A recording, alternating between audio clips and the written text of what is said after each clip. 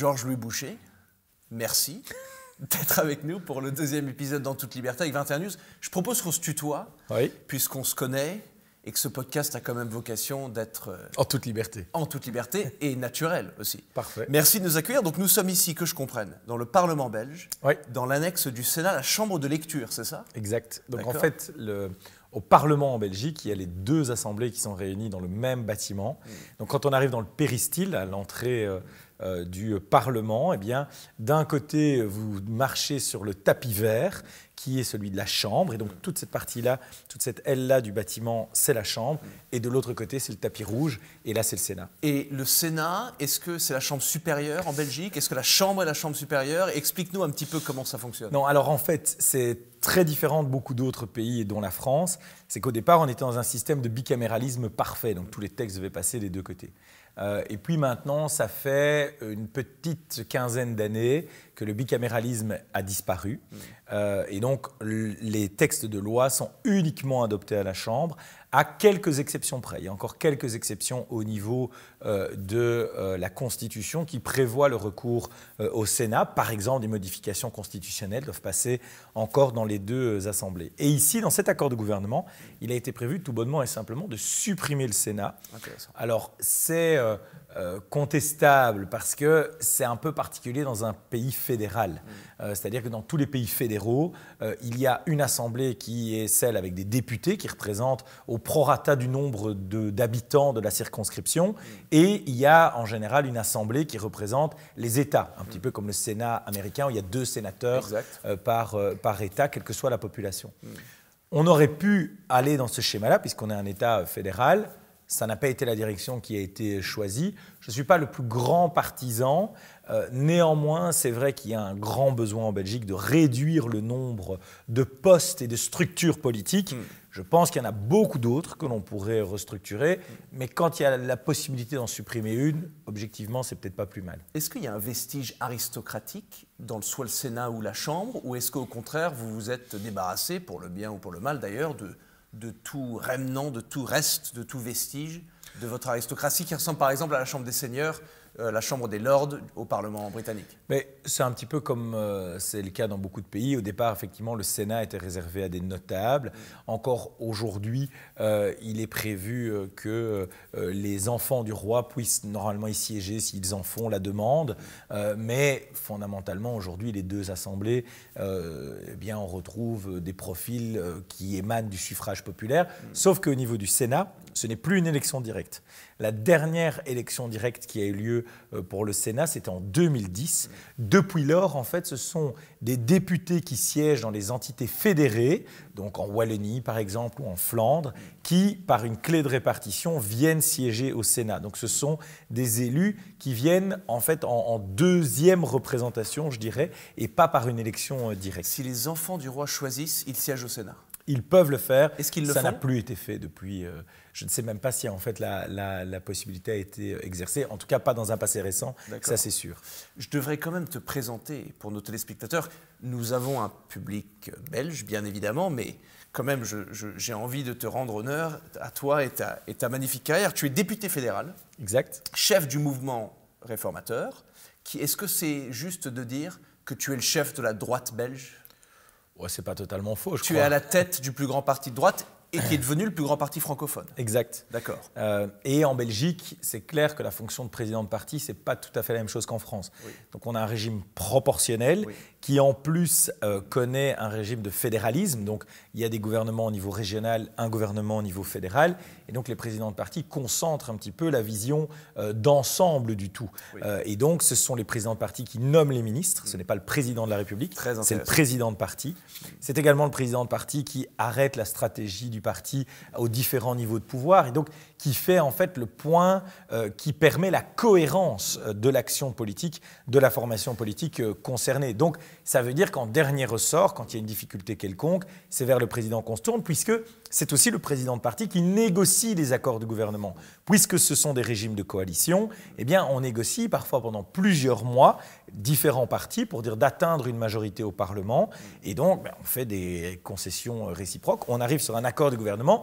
Les garants de cet accord de gouvernement, c'est ceux qui l'ont négocié, donc les présidents de parti. Donc, est-ce que si je suis un jeune Belge et que je suis passionné de politique et je veux me lancer en politique, si je suis français, c'est la présidence de la République? Il y a un cursus honorum, notamment aux États-Unis. D'abord peut-être un conseil de ta ville, ensuite le Sénat de ton État, peut-être la Chambre des représentants, peut-être le Sénat, peut-être gouverneur, président de la République américaine. Est-ce que la tête de la pyramide de l'ascension politique belge, c'est la présidence d'un parti? Objectivement, en termes de fonction, il y a bien évidemment toujours l'honneur de diriger un exécutif, oui, en particulier le poste de Premier ministre, parce que ça donne une projection sur les réunions européennes qui est quand même un élément majeur. Mais si pas, en dehors de cela, effectivement, quand vous êtes ministre, vous gérez votre département, il y a tout ce qui est gestion collégiale qui est beaucoup plus forte que dans des régimes majoritaires, puisque là, vous avez des collègues ministres d'autres formations politiques. Et donc oui, c'est évident que soit vous dirigez un exécutif, en particulier le rôle de Premier ministre, soit vous êtes président de parti. Pour ma part, j'aurais pu diriger un exécutif, celui de la Wallonie, puisque je pouvais devenir ministre-président wallon. J'ai quand même considéré, vu que mon parti est à tous les niveaux de pouvoir, eh bien de devoir rester à la présidence pour justement garantir cette ligne politique et pouvoir désigner des équipes qui m'apparaissent comme étant les plus à même de mettre en œuvre les réformes pour lesquelles on a été élu. D'accord. Est-ce que tu peux expliquer pour notre public peut-être qui n'est pas belge la division des deux provinces belges et en quoi ça reflète sur la structure politique et sociologique? Parce que tu dis que c'est un État fédéral, on imagine quand tu dis ça les États-Unis, et d'ailleurs beaucoup de nos confrères européens ne comprennent pas que les États-Unis sont en vérité un amalgame de plusieurs États différents qui se sont relativement centralisés avec les siècles. Est-ce que c'est pareil en Belgique? Est-ce que les tensions sont encore évidentes? Par exemple, quand on regarde une carte électorale de l'Allemagne, on se rend compte que les résultats électoraux se dessinent parfaitement sur la division d'Allemagne de l'Est et de l'Ouest, et on est à 35 ans, 40 ans de la réunification. Explique-nous un petit peu la coexistence de ces deux mondes sous la même tutelle fédérale. Alors, si vous comprenez le système belge, c'est qu'en fait, on vous l'explique mal, parce que c'est assez complexe. Mais alors, pour répondre dans l'ordre, tout d'abord, la structuration. La structuration de notre État s'est faite selon deux courants. Le premier courant, c'est un courant identitaire flamand. C'est-à-dire qu'en 1830, quand la Belgique se crée, toutes les élites parlent français. Parce que déjà, c'était la langue de l'élite à travers le monde, mais fatalement également en Belgique. Et donc même l'élite flamande parlait français, les officiers dans l'armée parlaient français. Il y a d'ailleurs des légendes, c'est plus des légendes qu'une réalité historique, mais selon laquelle les soldats flamands ne comprenaient même pas lors de la Première Guerre mondiale les ordres qu'on leur donnait, puisqu'on leur parlait en français. Mais pour être tout à fait de bon compte, les francophones ne comprenaient pas plus, parce qu'il y avait plein de dialectes et de patois locaux qui faisaient qu'en fait des gens qui parlaient véritablement le français, c'était surtout l'élite du pays. Mais donc, pendant un siècle et demi, il y a eu la revendication flamande de la reconnaissance de leur langue, de leur culture, de leur identité. Et ça a donné lieu en Belgique aux communautés. Donc on a trois communautés, la communauté française, la communauté néerlandophone et la communauté germanophone, communauté néerlandophone que l'on dit communauté flamande. Et donc, contrairement à ce que croyait François Mitterrand, la communauté française, ce n'est pas la communauté des Français en Belgique, oui, mais c'est la communauté de celles et ceux qui parlent le français. Et donc là, on a des gouvernements au niveau des communautés qui traitent les questions dites attachées à la personne, en gros à sa langue. Il y a la culture, l'enseignement, les médias, les questions relatives. Après, on a ajouté des éléments comme le sport ou la petite enfance. Chacun gère ça de façon autonome, propre tutelle. De façon autonome, avec une particularité, mais je ne vais pas rentrer trop dans le détail, c'est que Bruxelles, c'est bilingue. C'est-à-dire qu'il y a à la fois les francophones et les néerlandophones, mais on a trouvé des mécanismes qui permettent qu'en fait, il n'y ait pas de recensement linguistique. Un francophone peut aller dans un service néerlandophone et un néerlandophone peut aller dans un service francophone. Et donc ça, c'était la volonté d'origine, qui était plutôt la volonté des Flamands, de travailler sur des questions basées sur la langue. C'est assez légitime. Il faut savoir que les Flamands ont quand même dû attendre un siècle pour avoir la Constitution écrite dans leur langue. Donc on est quand même dans un pays où il y a 6,5 millions de Flamands, 4,5 millions de francophones. Et pourtant, la langue de la majorité, pendant près d'un siècle, a été totalement niée. Les procès, ça, ce n'est pas de la légende. Des gens se faisaient condamner sans comprendre nécessairement pourquoi ils étaient condamnés, parce que les procès se faisaient en français. Et donc, ça a créé beaucoup de ressentiments, ça a créé beaucoup de querelles linguistiques. Et donc, on crée en 1970 les gouvernements communautaires. Mais en parallèle, en particulier après la Seconde Guerre mondiale, dans les années 60, ça a pris encore plus d'ampleur, c'est que la Wallonie, jusqu'à la Seconde Guerre mondiale, était la deuxième région du monde en termes économiques. Nous étions extrêmement puissants sur le plan économique. Et puis, il y a eu un déclin. Il y a eu le déclin de l'industrie minière, de l'industrie sidérurgique dans les années 60, 70, surtout 80. Il y a eu des fermetures en tout genre de tous nos fleurons industriels, délocalisation, mondialisation, changement d'habitude de vie, etc., etc. Et ça n'a pas été anticipé d'ailleurs. Nous avons au niveau des pouvoirs publics soutenu à l'infini des charbonnages qui auraient quand même dû fermer un jour, soutenu des industries qui auraient dû fermer un jour, plutôt que de faire le choix à un moment donné de se redéployer. Et donc là, du côté wallon, est née la volonté de dire l'argent part du côté flamand, donc nous voulons pouvoir gérer notre économie. Et là est née la revendication régionale qui, elle, n'est plus liée à la personne, mais au territoire. Et donc le gouvernement régional gère l'économie, gère la question de l'aménagement du territoire, et donc des éléments qui sont plus liés, comme je l'ai indiqué, au développement économique de la région. Donc au contraire du modèle américain où on part de communautés très divisées, il y a une centralisation accrue au fil des siècles, que ce soit linguistique, culturel, politique, économique, même peut-être religieuse. C'est l'inverse en Belgique. Il y a une fragmentation accrue. Exactement. Plus on avance, plus la Belgique est divisée. Et ce n'est pas une différence qui est propre à la Belgique, c'est assez rare. En fait, tous les autres pays fédéraux ont plutôt fonctionné dans l'autre sens. Ce sont des entités qui décident de travailler ensemble. La Belgique, c'est peut-être même le seul exemple au monde, parce qu'il y a des niveaux d'autonomie qui ont été octroyés avec le temps, par exemple du côté de la Catalogne en Espagne. Mais aller à ce point vers une régionalisation, c'est assez unique. Et donc effectivement, c'est un phénomène de division plutôt que de centralisation. Alors ça a créé des tensions. Est-ce que les tensions sont extrêmement vivaces aujourd'hui? Non, ça n'est plus le cas. Alors ça n'est plus le cas pour deux raisons. La première, c'est que les nouvelles générations, et ça c'est un phénomène intéressant, c'est que les nouvelles générations sont nées avec l'État fédéral. Moi je suis né avec l'État fédéral. Et donc je connais tous les travers de l'État fédéral. Le plus grand travers de l'État fédéral, c'est quoi? C'est qu'en fait, on a multiplié le nombre d'élus. La classe politique est devenue extrêmement et trop importante. Il y a trop d'élus, mais il y a aussi trop d'administration, il y a trop de pouvoir public. Et donc, en réalité, on a un pourcentage de dépenses publiques qui est de 57% de notre PIB. On rivalise avec la France. Donc, malgré que vous ne soyez pas un pays fédéral, les Français, manifestement, ont le même problème que les Belges pour compter quand il s'agit de l'argent public. Oui. Mais donc, nous, on a vu toutes ces difficultés-là. Et surtout, quand vous êtes d'une génération comme la mienne, vous vous rendez compte que les défis aujourd'hui sont au niveau international, défis énergétiques, de défense, barrières commerciales, etc. Qui appellent à une unité croissante. Exactement. Et le deuxième phénomène, qui est très concret, c'est en fait le résultat des dernières élections. C'est la première fois que la droite est premier parti en Flandre et en Wallonie. Historiquement, la Flandre votait à droite, la Wallonie votait à gauche. C'est la première fois que le PS est délogé de la sorte et que nous avons des gouvernements, et c'est même le gouvernement régional wallon, qui est même plus à droite que le gouvernement flamand. Et donc, on a aujourd'hui un Premier ministre qui est NVA, donc au départ c'est un parti nationaliste qui, à travers le temps, a gardé cette identité, mais surtout un parti libéral, libéralo-conservateur, vraiment un équivalent des Républicains en France. Et en fait, on a une très grande proximité avec la NVA. Aujourd'hui, on a 95% de notre programme qui est identique. Et donc, si on pouvait reproduire ce résultat, donc le rendre structurel, je pense que les tensions communautaires disparaîtraient totalement. Alors parlons-en de cette politique, mais avant, et de ce succès qui d'ailleurs, en toute humilité, tu n'as pas souligné ton rôle, mais la vérité c'est que c'est ton triomphe aussi, si on parle du résultat des élections législatives de juin 2024, c'est ça? C'est bien ça, oui. Et que tu avais, ton parti a été d'ailleurs à juste titre nommé comme le grand vainqueur, mais j'aimerais savoir ce qui te pousse en politique, parce qu'il me semble que tu commences très jeune. En 2006, il me semble, c'est la première fois que tu rentres dans le monde politique. Alors explique-moi pourquoi, explique-nous pourquoi. Qu'est-ce qui t'attirait? Quels exemples, s'il y avait d'exemples d'hommes politiques belges ou internationaux à l'époque que tu avais en tête et qui t'ont inspiré pour rentrer dans ce monde qui, parfois, peut être si violent?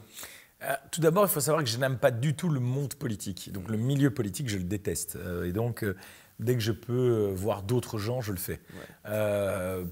Parce que c'est un monde assez particulier. Et belge ou politique en général? je reste quand même très, et ça répondra comme ça à la question, je reste quand même très surpris parfois de me retrouver avec des gens qui font de la politique et parfois je me demande pourquoi ils en font. Oui. Et je pense que le fait d'avoir une classe politique aussi pléthorique ne pousse pas à la sélection et à la qualité. Je sais que les gens n'aiment pas ça quand je dis ça parce que ça fait arrogant, tout ce qu'on veut, mais enfin, je pense que c'est un fait. Vous savez, on a un parlement régional à Bruxelles. C'est parfois un peu compliqué de savoir si tout le monde est là pour les bonnes raisons. C'est dit pudiquement. Et donc, puis j'aime pas les petits jeux de... Il y a aussi un truc dans le monde politique, c'est la préoccupation de rester en place. Ça, c'est quelque chose qui, moi, me dérange. S'il est évident que la stratégie que j'ai mise en œuvre pour les élections, il n'y a pas grand monde qui était certain du truc, parce que c'était un pari. C'était pour la première fois dire à la Belgique francophone, ben, oui, il y a 30% de gens chez nous qui pensent aussi à droite. Oui. Et c'était un pari, parce que jusqu'à présent, ça n'avait jamais été fait. Donc, bien sûr, quand vous perdez votre pari, vous n'avez pas de poste. Mais, et là, je réponds à votre question, pourquoi je veux faire de la politique ? Je suis passionné de politique depuis que je suis enfant. Et c'est la plus grande chance que j'ai eue dans ma vie, c'est que d'aussi loin que j'arrive à me souvenir, je sais ce que j'aime, mais je n'ai jamais changé mes centres d'intérêt. Donc j'adore la politique, la Formule 1 et le football. Ça n'a jamais changé depuis aussi loin que j'arrive à me souvenir. Et c'est plutôt en regardant la télévision française que j'ai été passionné par la politique. À l'époque, il y avait 7 sur 7 avec Anne Sinclair qui se faisait le dimanche soir. Je ne comprenais pas tout, mais les joutes oratoires étaient quelque chose qui me passionnait. Et puis après, c'est surtout l'impact. Et moi, ce qui m'intéresse le plus en politique, c'est pour ça que durer n'est pas une finalité en soi. Ce que je veux, c'est qu'à la fin, on se dise, s'il n'avait pas été là, les choses n'auraient pas été tout à fait pareilles. Et donc, par exemple, je pense avoir fortement contribué, et c'est mieux quand d'autres le disent, mais je pense avoir fortement contribué au maintien du nucléaire dans le pays. Ouais. Donc je peux dire, oui, j'ai fait œuvre utile pour mon pays. On est en train de changer totalement le marché du travail. Oui, j'ai eu un rôle décisif, que ce soit dans la campagne, dans l'établissement du programme de gouvernement. Donc j'ai pu amener des sujets, des thèmes qui aujourd'hui font l'objet de réformes. Et ça, pour moi, c'est le plus important. Il y a des gens qui courent après les titres, les honneurs, etc. D'ailleurs, pour vous donner un petit truc, moi, je vis... J'essaie de vivre avec moins de la moitié de mon salaire, en fait. Parce que ce que je veux, c'est avoir une sécurité en me disant, OK, si jamais ça casse demain, j'ai une sécurité pour voir pour après. Mais je ne veux pas rester en politique pour le plaisir de rester en politique et de faire des choses auxquelles je ne crois pas. Et les inspirations, alors il y a quelques personnages historiques, j'adore Churchill, ça c'est clair. Encore avant ça, Napoléon est une figure. Alors souvent, quand on dit Napoléon, on dit oui, mais c'est un côté mégalo, etc. Non. Il faut se rendre compte à quel point il a façonné, il a structuré notre façon de vivre aujourd'hui. Napoléon est le premier homme moderne, en fait. Oui. Et donc, c'est ça qui est fascinant, bien évidemment. Après, tous ces wokistes qui nous expliquent, oui, mais les combats militaires, etc. Oui, enfin, à l'époque, c'est comme ça que la politique se faisait entre les États. Et pire que ça, parce que souvent... Mais je sais que je parle à un passionné de Napoléon. Et c'est pour ça que je me permets de dire à quel point tu as raison. On dit qu'il était un tyran assoiffé de sang, qui cherchait des guerres partout. Défendu. Et il y a une part de vérité, comme dans toutes les critiques, mais il y a 7 guerres napoléoniennes. Il y en a 7. Sur 7 guerres, il en déclare 2, l'Espagne et la Russie. Et c'est atroce, leurs morts sont injustifiées, c'était des erreurs, peut-être même des crimes, mais 2 sur 7. Toutes les autres sont des guerres défensives déclarées sur lui et sur la France révolutionnaire par les monarchies européennes. On est loin du tyran. Et de toute façon, Napoléon est celui qui a sauvé la Révolution française. Oui. Sans Napoléon, il n'y aurait pas eu l'héritage de la Révolution française. Mais c'est ça qui est si intéressant parce que aujourd'hui, on pose la question aux gens dans la rue, et d'ailleurs on le voit chez les wokistes que tu mentionnais, Napoléon est une figure, on a l'impression d'extrême droite. Or, il est le produit de l'expérience la plus à gauche de l'histoire française, la Révolution. Il était considéré comme le plus dangereux des révolutionnaires au début. Et d'ailleurs, il est complètement révolutionnaire au début. Et puis l'égalité devant les lois, la fin d'une nobilité avec des avantages différents, la méritocratie portée à outrance, l'efficacité d'administration, la fin... Enfin, c'est quand même des choses qui étaient... Mais le marxisme n'existait pas, mais qui étaient considérées tout aussi dangereuses. En tout cas, qui étaient extrêmement progressistes pour l'époque. Exact. Et donc ça, si on peut reparler de Napoléon, ce sera vraiment un grand plaisir. Surtout que même chez nous en Belgique, nos provinces, par exemple, ont été façonnées par Napoléon. La question scolaire également. D'ailleurs, Emmanuel Macron est revenu sur certaines institutions fondées par Napoléon. Je pense que ce sont des erreurs. Ce sont des erreurs parce que rechercher une élite, par exemple, sur le plan de l'administration, c'est quelque chose qui doit rester positif. Alors, est-ce qu'il ne faut pas favoriser parfois les mouvements, etc. Bien sûr. Il ne fallait pas rester enfermé là-dedans, certainement. De là à tout supprimer, je pense que ce n'était pas nécessairement le plus pertinent. Et dans les personnages plus modernes, qui ont vraiment eu un rôle important, c'est clair que Nicolas Sarkozy, donc c'est un peu particulier de me retrouver devant son fils aujourd'hui, pour moi, surtout qu'en fait je te connaissais avant que tu me connaisses, puisque je t'ai vu à la télévision fatalement, et je suivais les choses attentivement. Mais il est clair que notre victoire de 2024, et ça c'est quand même très fort sur la modernité du message de Nicolas Sarkozy en 2007, notre campagne 2024, il y a beaucoup de Sarkozy 2007, même inconsciemment. C'est-à-dire que cette campagne électorale, moi j'étais étudiant à l'université, je l'ai tellement suivie que ça a beaucoup nourri aussi. En fait, mais c'est souvent comme ça la politique, c'est des expériences personnelles, le parcours de mes parents, ma vie. Moi je viens d'un milieu qui est très peu aisé, dans les régions qui font partie des régions les plus pauvres du pays. Et donc il y a beaucoup de ces éléments que j'ai sentis, parce que ça a été la force de Sarkozy en 2007, c'est de s'adresser aux classes populaires, aux gens qui votaient avant socialistes, communistes, d'avoir repris une partie du champ lexical, ce qu'on a fait également.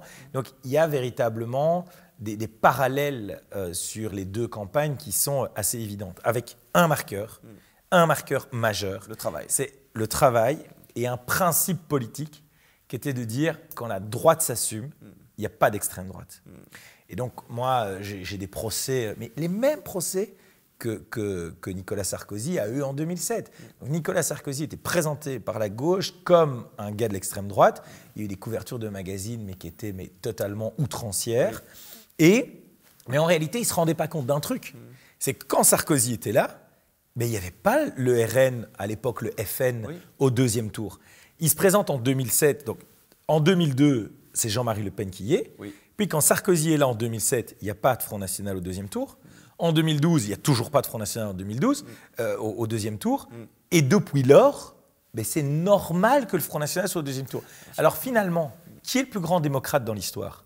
Celui qui reste avec ses mains propres et qui fait des grandes leçons en disant « Ah, le Front National, c'est mal » et qui parle des valeurs à n'en plus finir, mais à la fin, ça ne parle pas du tout aux citoyens lambda, ou celui qui, à un moment donné, dit « Ok, l'électeur du Front National, ce n'est pas un citoyen de seconde zone, je vais aller m'adresser à lui, je vais mettre ses problèmes sur la table et je vais tenter de les résoudre. » C'est lequel des deux qui fait plus, finalement, du bien à la démocratie? Parce que même 2012, malgré tout ce qui s'était passé pendant le quinquennat, parce que le pouvoir use, parce qu'effectivement, il y a eu plein de circonstances internationales qui ont joué, il y a aussi plein de mauvais procès où on a voulu résumer sa présidence à quelques actes un peu symboliques qu'on a sans cesse rappelés. D'ailleurs, j'ai une conviction, c'est que Nicolas Sarkozy était parti en campagne un mois plus tôt, il était encore président, ça je suis certain.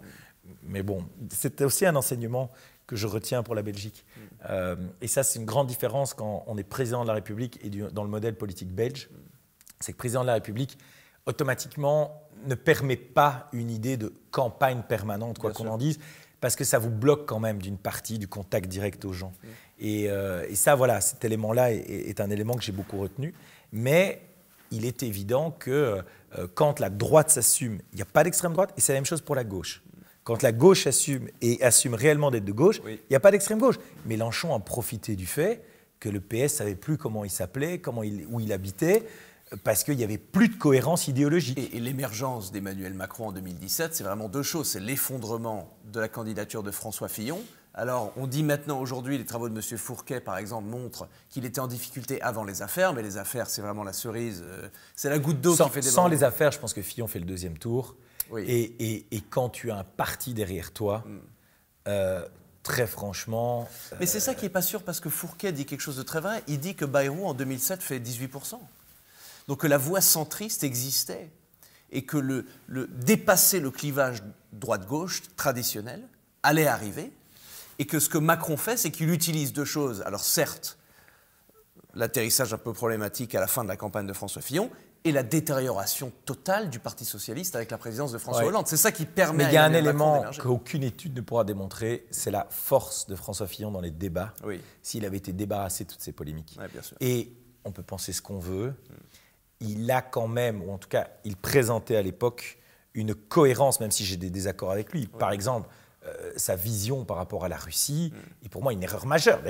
D'ailleurs, c'est la ligne de Merkel et on voit ce que ça a donné. Bien sûr. Donc moi, tous ceux qui considéraient que la Russie devait être notre allié, j'ai toujours été très méfiant par rapport à ça, parce que je pense qu'on peut éventuellement entretenir des relations, mais certainement pas être allié avec un pays qui n'a jamais été une démocratie, parce qu'ils n'ont pas du tout le même rapport. Déjà, ils n'ont pas le même rapport à l'humain. Vous savez, quand on discute avec des Russes, perdre plusieurs milliers d'hommes à la guerre, ce n'est pas quelque chose qui est fondamental, manifestement, à travers l'histoire. Et le rapport démocratique fait qu'on a une autre approche du compromis, du consensus, de la discussion, qu'un État qui est tout le temps dans le rapport de force, qui ne connaît que ça. Mais soit, mais indépendamment de ces divergences, François Fillon avait quand même une très grande cohérence idéologique qui, dans un débat face à face avec Emmanuel Macron, qui essayait finalement de faire un peu du catch-all, donc qui ouvrait fortement un peu sur tous les côtés. Et d'ailleurs, le problème de cohérence, à un moment, c'est rappelé à lui. Pour l'anecdote, j'ai rencontré Emmanuel Macron avant qu'il devienne président de la République. Je l'ai rencontré après. Mais je lui ai posé une question toute simple. Je lui ai dit, mais vous êtes libéral, pourquoi vous n'osez pas l'assumer? Parce que le berceau du libéralisme, c'est quand même la France. Oui. C'est l'Angleterre aussi, mais la France est un des berceaux du libéralisme. Il m'a répondu par une pirouette, il n'a pas voulu assumer le truc, encore maintenant d'ailleurs. Son parti fait partie du groupe des libéraux en Europe, mais à chaque fois qu'ils veulent s'intégrer dans un des groupes, ils veulent changer le nom pour que le mot libéral n'apparaisse pas. Et ça, c'est un vrai débat. Pourquoi le mot libéral fait tellement peur en France, alors que fondamentalement, c'est la seule philosophie politique qui a réussi dans l'histoire. Elle a pris son berceau en France, entre autres, et très franchement, aujourd'hui, avec Trump et les taxes douanières, on voit à quel point le libre marché, le libre-échange, l'économie globalisée, c'est le moteur de notre bien-être. Parce qu'aujourd'hui, quand Trump met des taxes douanières, on a toute la gauche ici au Parlement qui s'agite. J'ai dit, mais formidable, mais quelle conversion extraordinaire. Bien sûr. Parce que c'est leur programme électoral de mettre des taxes douanières, normalement. Bien sûr. Ils argumentent ça. Et ils voient le résultat. Bien sûr. Et maintenant, on voit le résultat et la catastrophe économique. Mais c'est très intéressant parce Donc voilà, est-ce qu'il aurait gagné? Ça, c'est toujours très compliqué à dire. Je pense que, ne serait-ce que pour l'amoureux du débat d'idées que je pense que nous sommes, voir Fillon pouvoir faire une campagne débarrassée de ces trucs, je pense que ça aurait quand même été très, très, très intéressant. Non, tu as sûrement raison. Et ce qui est très intéressant aussi, et tu le dis parfaitement, et ce qui laisse quand même perplexe, c'est que, à t'écouter, l'émergence d'une droite républicaine, aux dernières nouvelles, la gauche, malgré sa supériorité prétendue, peut tolérer l'existence d'une droite républicaine. C'est le meilleur moyen de faire disparaître les partis d'extrême droite. Et pourtant, toi, en particulier, ici à la tête de la droite républicaine, je pense que je peux la nommer la droite républicaine belge, est la victime de toutes les attaques de la gauche, que ce soit modérée ou extrême. Alors ma question, elle est simple. Pourquoi est-ce que sur les réseaux sociaux, les tags, je devrais peut-être commencer par l'anecdote de notre dernière rencontre quand on est venu faire une conférence à l'Université libre de Bruxelles, où circulait sur le campus... Qui était pour quelque chose aussi. Oui, mais c'était une minorité. Mais tes fans étaient beaucoup plus présents que les miens, où il y avait des tracts qui circulaient, des posters sur les murs, Georges-Louis Boucher, Louis Sarkozy, des fascistes. Alors toi, je pense que c'est à cause d'une remarque que tu avais faite sur l'opération israélienne des beepers. Exact. Et moi, c'était sur une critique du Hezbollah. On imagine le niveau de notre gauche, que ce soit belge ou française, où ça c'est problématique, où la critique du Hezbollah, ou alors la louange, si on peut l'appeler comme ça, d'une opération militaire qui est, même qu'on ne soit pas d'accord avec la politique de Netanyahou, qui reste une des plus ciblées et qui a d'ailleurs causé le moins de victimes civiles qu'aucune opération de cette envergure n'a peut-être jamais posé dans l'histoire humaine, ça veut dire quand même quelque chose de notre gauche. Donc on a été accueillis par 200 ou 300 manifestants, des charges policières, quelques blessés, des chiens d'attaque. Pourquoi est-ce que tu suscites, et moi peut-être par procuration, tant de haine de la part d'une gauche alors que ton discours, force est de constater, reste modéré et assez directement contre l'extrême droite. Et d'ailleurs, ma question infinie va se finir sur ça. Tu as débattu un membre du parti de l'extrême droite, si on peut le Flamande, oui. Flamande, et tu as été critiqué pour le débat. Oui. Tu as été critiqué parce que tu étais en désaccord avec lui. En fait, ça vient d'un élément, et la France, toute proportion gardée, un peu la même chose. C'est-à-dire que quand Nicolas Sarkozy a cassé les tabous sur sa campagne 2007, il a eu exactement les mêmes procès. Pourquoi ? Parce que la gauche a réussi à imposer une prétendue supériorité morale qui lui permet de déterminer les termes du débat. C'est-à-dire qu'aujourd'hui, la gauche décide des thèmes du débat, de la manière dont on peut en parler, de toute une série de précautions oratoires. Par exemple, à chaque fois que l'on parle de certains actes qui sont liés ou en lien avec des personnes d'origine étrangère ou de nationalité étrangère, il faut toujours préciser « oui, mais c'est une extrême minorité », alors qu'on n'a aucune étude. Et puis, c'est même pas nécessaire de le rappeler. Enfin, je veux dire, quand vous avez un délinquant, quel qu'il soit, quelle que soit sa nationalité, ou qu'il soit même un national, vous n'avez pas besoin de dire « mais vous savez, parmi les Belges, c'est une extrême minorité ». Donc, il y a toute une série d'éléments dans le discours qu'ils ont complètement cadenassé. Et en fait, ce qui ne leur va pas, c'est quand quelqu'un commence à dire « mais attendez, là, il y a un problème ». Chez nous, en Belgique, par exemple, on avait le chômage à vie. Donc dire que le chômage doit être limité à 2 ans, 24 mois, ça, c'est fasciste, déjà. Quand, à un moment donné, j'ose dire « mais vous savez, on a quand même 2 fois plus de détenus non nationaux dans nos prisons que la moyenne des pays du Conseil de l'Europe », ça, c'est fasciste, mais c'est le cas. On a 43% de nos détenus qui ne sont pas nationalité belge. La France est entre 26 et 27%, moyenne du Conseil européen, 20%. Et on m'explique dans le même temps qu'on n'a pas assez de place dans nos prisons. Donc, désolé d'être un esprit simple, mais je me dis, mais si on renvoyait les détenus étrangers dans leur pays, si on arrivait au moins à la moyenne du Conseil de l'Europe, ben, on récupère quand même beaucoup de place dans nos prisons. De place de prison. Mais, et donc, à partir de là, il y a quand même... Ce n'est pas interdit, mais ça, la gauche ne veut pas. Pourquoi ? Parce que quand vous commencez à évoquer ces questions, mais vous remettez en cause tout son modèle, toutes ses contradictions et tout ce que ses électeurs n'aiment pas. Et donc, il y a des sujets que la gauche ne veut pas évoquer parce que quand on les évoque, ils doivent toujours se fâcher avec l'un ou l'autre de leurs électeurs. C'est-à-dire qu'ils essayent d'aller chercher peut-être certaines communautés, mais ils se fâchent avec les personnes de la Maison du Peuple qui n'ont peut-être pas toujours les mêmes idées d'ouverture ou de générosité. Oui. Et en fait, le meilleur moyen, c'est plutôt que de rentrer dans le débat, c'est d'essayer de discréditer celui qui crée le débat. Bien sûr. Et donc, aujourd'hui, ne pas penser comme la gauche, eh bien, vous amène très rapidement à être assimilé comme quelqu'un d'extrême droite. Comme ça, si vous discréditez celui qui porte le message, qu'est-ce qui se passe ? Mais il n'est même plus invité. Il y a des problèmes sur le plan de ses relations sociales, humaines, et c'est surtout le meilleur moyen d'intimidation. Oui. Combien de personnes... En fait, bien sûr, beaucoup disent « j'ai bougé la ligne de mon parti ». Je l'ai rendu beaucoup plus clair. Mais la réalité, c'est que plein de gens dans les couloirs disaient ce que moi je dis. Mais ils le disaient dans les couloirs. Parce qu'ils disent, si on dit ça, c'est quand même compliqué. Et la différence, c'est que j'ai dit, non, ce ne sera pas compliqué, on va le faire.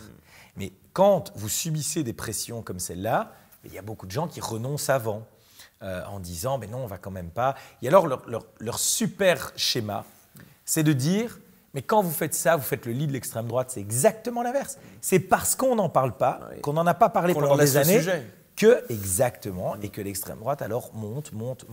Et donc je pense que c'est très dangereux, c'est très dangereux pour la démocratie d'avoir cette approche-là. Et c'est en plus une approche qui est totalement déconnectée du monde moderne. Avec aussi un dernier élément, c'est que nous en Belgique, on a toujours le cas, quand la gauche n'est pas au gouvernement, c'est le bordel dans la rue. Et donc, mais c'est intéressant ces deux éléments. C'est-à-dire que nous, le gouvernement n'était même pas formé qu'il y avait déjà des manifs. On ne sait pas pourquoi. Alors moi, je lis des trucs, franchement, les enfants marchent à pieds nus depuis qu'on est au gouvernement, les gens mangent des pierres, tout va mal. C'est incroyable, alors qu'on est installé depuis 2 mois, juste pour se donner un peu de perspective. Et donc, je trouve que ces deux phénomènes sont intéressants parce qu'aujourd'hui, une certaine gauche radicale, et parfois une gauche qui était historiquement modérée, qui se radicalise, sont devenus, pour moi, les principaux ennemis de la démocratie. Oui. Pour 2 raisons. Ils n'acceptent pas le débat sur une série de sujets, par les différents mécanismes que j'ai évoqués. Et 2, ils n'acceptent même plus toujours le résultat de l'élection. C'est-à-dire qu'une élection où le résultat n'est pas celui qui leur convient, c'est un scandale. C'est quand même un peu particulier pour des gens qui invoquent sans cesse la démocratie. En fait, pour beaucoup de gens de gauche aujourd'hui, la démocratie, c'est bien quand c'est eux qui gagnent à la fin. C'est un jeu qui marche quand c'est eux qui gagnent à la fin.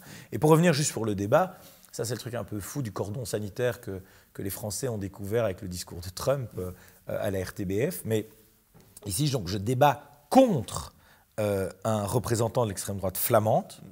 Je lui dis pourquoi je ne suis pas d'accord avec lui, ce qui fait un très grand succès du côté flamand. Et du côté francophone, j'ai les pires emmerdements parce que le simple fait d'aller débattre avec lui serait une légitimation de l'extrême droite. Donc, comme si à chaque fois qu'on débat avec quelqu'un, on est d'accord avec lui. C'est même plutôt la tendance inverse. Et donc, c'est assez particulier, mais même chose. Ne permettons pas ce genre de débat, ne mettons pas les sujets sur la table. Comme ça, c'est nous qui avons le monopole de la bien-pensance et le monopole de la vertu. Oui, en disqualifiant l'auteur d'une opinion, il s'épargne aussi la nécessité d'argumenter avec. Exact. Et c'est vraiment, ça devient une question morale. Et la régression de tout ça à la moralité de la chose, c'est vraiment quelque chose qu'on ne semble pas voir dans des autres époques où le débat paraissait, alors je sais qu'il faut faire attention avec la nostalgie, mais quand même plus sain. Je pensais au débat de Douglas et de Lincoln aux États-Unis, ou les grands débats de la Troisième et Quatrième République, qu'on soit d'accord ou pas, il semble qu'il y avait quand même une capacité d'intellectualiser les choses et qu'aujourd'hui, on est dans la sensationnalisation constante. Mais en fait, au-delà de ça, c'est aussi l'impact d'une époque. En fait, notre système démocratique, la démocratie libérale, elle est faite pour fonctionner avec la raison, la rationalité. Et on est dans une société de l'émotion. Tout est émotion. Vous avez un licenciement collectif, alors que pour l'un d'entre eux, je sais déjà qu'il y a des reprises de personnel, etc. Du jour au lendemain, parce qu'il y a un licenciement collectif, voilà, toutes les règles de chômage, ces gens vont rester au chômage toute leur vie, il faut surtout garantir de l'argent public, etc. Il n'y a plus la capacité de sang-froid au moment de dire on est décideur politique, on accompagne les gens, c'est un drame humain, et dans le même temps, on les accompagne surtout pour qu'ils retrouvent un emploi. On travaille sur des possibilités de reconversion, etc. Tout est à l'avenant, tout est à l'avenant. Et donc, c'est l'émocratie qui est en fait en train de dérégler notre fonctionnement parce que le système démocratique, lui, est fait pour fonctionner avec de la raison, avec la rationalité. Et donc, si vous mettez que de l'émotion en permanence, ça ne va pas fonctionner. Et pour revenir sur la question de la gauche et de la qualité du débat, je pense que la gauche, de cette manière, veut cacher ses propres tensions internes qui sont complètement folles. C'est-à-dire qu'aujourd'hui, il y a d'anciens électeurs du Parti communiste qui votent pour le RN. Oui. Pourquoi ? Parce qu'ils pensent à leur pouvoir d'achat, mais effectivement, ils sont aussi les victimes, par exemple, de personnes qui sont en situation irrégulière et qui ne sont pas renvoyées dans leur pays, qui donc aujourd'hui entraînent des nuisances dans toute une série de quartiers au niveau de la gare, et donc qui, dans leur quotidien, ces gens se disent « mais je ne me sens pas toujours en sécurité » ou en tout cas, je n'ai pas envie de vivre dans ce cadre-là. Mais quand on est un homme de gauche ou une femme de gauche, qu'on vit dans les beaux quartiers, on ne voit pas ça. C'est facile d'aller chez Léa Salamé le samedi soir pour évoquer des grandes valeurs. Et alors, ils sont tous entre eux en train de se congratuler, de se faire des bisous dans le cou les uns les autres. Mais ça, c'est super facile. Ils habitent tous dans des appartements particuliers à Paris. Ils sont dans des beaux quartiers. Ils côtoient des beaux endroits. Et donc, ils ne voient pas la réalité de la personne dans Hénin-Beaumont qui a vu la désertification suite aux fermetures d'industries, qui a vu aussi le changement de sociologie progressif dans la société. Alors, ça ne veut pas dire qu'il faut valoriser les bas instincts, c'est pas ça, mais il faut au moins prendre en compte ces éléments. Et donc, tous ces types qui vont dans ce genre d'émission et qui disent « Ah, vous avez voté RN, c'est dégueulasse, c'est pas bien ». Moi, j'ai vu des débats politiques en France avec le RN où le contradicteur était en train de dire mais vous savez, ces gens ne sont pas tolérants, ils sont racistes, etc. Ouais. Est-ce qu'il y en a un qui croit vraiment que quelqu'un derrière sa télé se dit « Ah, mais tiens, je n'avais pas vu ça. Je n'avais vraiment pas pensé à ça. Ah, bah alors, je ne vais pas voter RN. » Non, les gens, ils veulent juste savoir « Moi, j'habite dans ce quartier. Voilà les difficultés que j'ai en termes de sécurité. Voilà les difficultés que j'ai en termes d'emploi, de pouvoir d'achat. Comment vous allez faire pour le résoudre ?» C'est tellement intéressant parce que ce que tu viens d'expliquer, c'est un peu exactement ce qu'on voit avec le Parti démocrate américain. C'est exactement ça. Et la déclaration de l'ancien candidat vice-président, M. Walz, qui allait être le vice-président si Mme Harris aurait été élue, 3 semaines après l'élection quand même, soulignons-le, le triomphe total de Donald Trump, qu'on l'aime ou qu'on l'aime pas, et du Parti républicain, les 7 États pivots, il gagne la Chambre, il gagne le Sénat, le vote populaire, ce qui n'était pas arrivé pour un républicain depuis longtemps. Et 2 semaines après l'élection, au lieu de se dire il y a un travail interne à faire, le Parti démocrate a fait une erreur de candidat ou de stratégie ou de philosophie, que sais-je, il dit il faut que je m'habitue au fait que je vis maintenant dans un pays beaucoup plus raciste que je croyais. C'est-à-dire aucune introspection. Rien n'est notre faute. On Et tout vote le temps pour le Trump jugement. si on est raciste. Ouais. Et tout le temps le jugement moral, pas d'introspection, etc. Et effectivement, pas de prise en compte des réalités vécues des gens. Et donc, ce qui est vraiment intéressant, c'est aussi le fait que Trump, en fait, qu'est-ce qu'il a réussi? Il a cassé toute une série de tabous. Il va trop loin dans une série de choses. Il n'y a pas de débat à avoir. Il a quand même mis sur la table une série de sujets que le Parti démocrate ne peut pas mettre sur la table. Et là, j'en viens. Et c'est le problème pour toutes les gauches ou les partis dits plus progressistes, quel que soit le pays. C'est qu'aujourd'hui, ils sont traversés par des conflits internes qui les empêchent d'évoquer un sujet. Exemple, la question d'Israël et de la Palestine. Aujourd'hui, donc, le Parti démocrate américain était hyper emmerdé, parce que d'un côté, ils ne pouvaient pas aller trop loin compte tenu de la position historique des États-Unis vis-à-vis d'Israël, mais ils avaient une partie de la base militante qui était hyper déchaînée anti-israélienne. Oui. Mais d'un autre côté, s'ils allaient trop loin, ils étaient complètement coincés par rapport à une communauté juive importante aux États-Unis, par rapport aussi au rôle de Biden comme président des États-Unis. Mais c'est le cas pour tout, en fait. Et en général, beaucoup sur des questions plutôt identitaires, où la gauche est en train de faire une erreur, mais majeure. En fait, aujourd'hui, ceux qui entretiennent le plus le racisme, c'est la gauche. Pourquoi? Parce qu'en fait, ils réduisent toujours les individus à leurs caractéristiques visibles. Toujours. Ce que la droite ne fait pas, ne fait plus ou n'ose plus exprimer pour certains. Donc, il ne faut jamais angéliser les gens. Mais aujourd'hui, c'est la gauche qui vous dit « Ah, ben parce que monsieur a une autre couleur de peau, ben, il a plus de mal à trouver un boulot. » C'est la seule explication, on s'arrête là. Donc on ne regarde pas le niveau moyen de diplôme dans certains quartiers, on ne voit pas si l'organe de mise à la formation… Non, on va le résumer à ça. Et donc tout ce qui serait réussite, issu de la diversité, serait des exceptions. Oui. Ce qui est de moins en moins vrai quand vous regardez la société, et tant mieux. Le brassage, la mixité est de plus en plus grande. Mais en fait, c'est eux qui essaient de résumer les gens.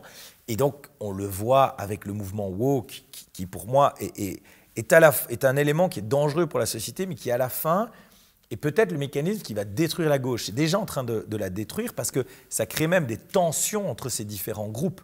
Parce qu'aujourd'hui, c'est celui qui sera le plus radical, mais ils commencent à se battre entre eux, pour le dire simplement. C'est en fait l'idée de dire on va résumer tous les problèmes du monde à quelques caractéristiques visibles dans le chef des individus, et ça va devenir notre corpus idéologique. Oui.